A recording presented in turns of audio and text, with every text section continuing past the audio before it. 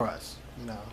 So yes, and so it was with community feast. It was shown that totality expressed entire relationship to the God, relation to and the need of God, and so that was part of the peace offering. They're just saying thank you, basically. How's it different from a peace offering? Well, community feast. I don't know how often it was done, to tell you the truth, and I don't know if it was a monthly thing or every quarterly thing, but one of the community feasts, they'll share this offering. Unleavened cakes mingled with oil, also wafers and fried cakes were part of the offering in the community feast. This is added to the leavened bread. So this is, okay, so you had unleavened cakes mingled with oil, you also had wafers and fried cakes, they were part of the offering. And this was added to the leavened, this was added to leaven, and to this was added unleavened bread.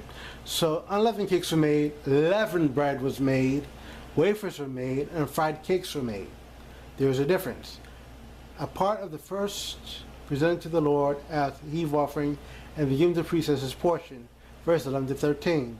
The whole ceremony consisted of a kind of communion service in which the priest and people partook with the Lord at his table, a joyful occasion, we're all united, thanking God and praising Him for His mercy. So they were just saying, thank you, God. It was a joyful occasion, thank you, God, and praising Him for His mercy.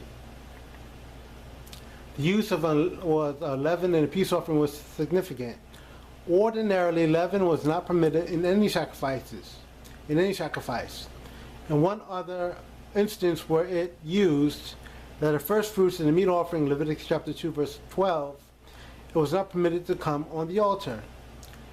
In the present instance, it was presented to the Lord as a heave offering and given to the priest who had sprinkled the blood. In the case of the first fruit of the meat offering, the leaven represented man brings offering to God for the first time. He must bring such as he had. But he was to do that only once. The peace offering, both unleavened and leavened bread, were commanded. So, in the case of the first fruit in the meal offering, he only had to bring, he was bringing his offering to God. That was the case of first fruits, and he only had to do that one time for that year with the first fruit. The peace offering was both unleavened and leavened bread were commanded.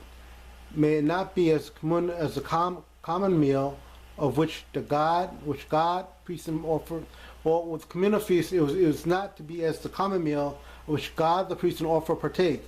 That the unleavened bread represents Him who is without sin, who is our peace, and that the leaven represents imperfection of man, was nevertheless accepted by God.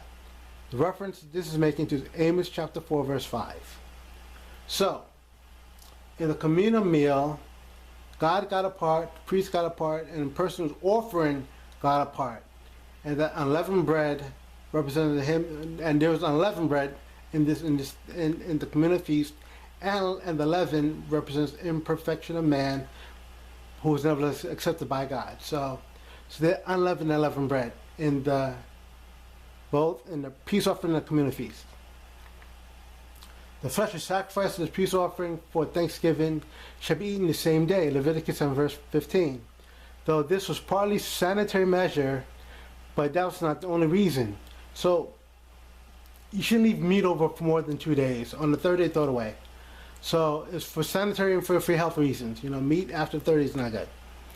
For in case where the peace offering was a vow, a voluntary offering, it could also be eaten the second day, but not the third day. It must be done by the second day. Third day, throw it away. It was manifestly impossible for man to consume his offering in one day. If for a bullock or a goat or a lamb, he therefore was permitted and commanded to ask others to share in the meal. So if you had a bullock or a lamb, he'd invite others to share the meal with him. Thou mayest not eat within thy gates any of thy vows, nor thy freewill offering or heave offering of thine hand, but thou must eat them before the Lord thy God shall choose. Thou, thy son, thy daughter, thy manservant, thy maidservant, and Levi which is within thy gates, thou puttest thy hand unto. Take heed to thyself that thou forsake not the Levite, as long as he liveth upon the earth. Deuteronomy chapter 12, verse 17 to 19. In the community feast, it was a distinguishing feature of the peace offering. It must be eaten the same day, and it must be shared. It must be eaten before the Lord, and partakers must rejoice. It was a joyful community meal, and in this respect, differed from the other offerings. So it was a joyful. It was the whole community. The community can participate now. It was just not between the individual and God and the priest. It was for the whole community to share in. That was one of the community meal, and it was a joyful occasion.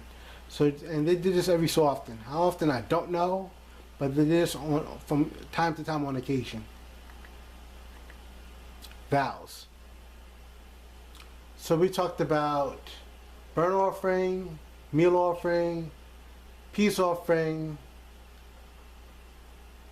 communal meals, and now vows. At times, peace offerings were vow offerings. For one reason or another, perhaps because of some special blessing, expected or desired, an offer would make a vow to the Lord. He might vow himself to the Lord, or his wife or children, or cattle, house, or lands. Leviticus 27. In this way, Samuel's vow to the Lord. 1 Samuel 1:11. 1 Samuel chapter 1, verse 11. In cases of persons, a vow could ordinarily be redeemed or brought back at a fixed valuation, adjusted by the priest in the case of the very poor. Leviticus chapter 27, verse 1 through 8.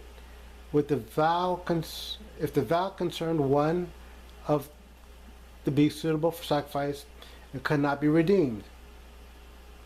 If a man attempts to exchange it for another beast, both beasts were to be offered. So when making a vow, you couldn't exchange one animal for another. If you try to exchange it, both the animal that was originally offered and the second animal would be offered. Verses 10 and 11. Verses 9 and 10, excuse me.